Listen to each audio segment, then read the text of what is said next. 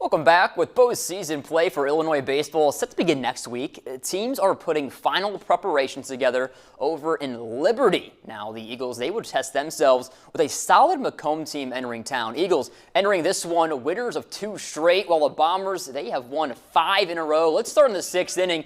Macomb up 1-0, and that's Blaine Eddington adding some insurance for the Bombers, which will bring Emmett Beck around to score, making it 2-rip. However, the Eagles, they would find themselves with bases loaded, but with 2 outs, Tyler Scholes gets his man whiffing, avoiding potential disaster, which brings us to the 7th. And in Macomb fashion, it's gonna be bombs away for Nick Elby, smoking this ball over the right field fence, adding insult to injury, and that's really all she wrote, folks. Macomb, they pick up the win over Liberty 3-0, improving to 19-11 on the season.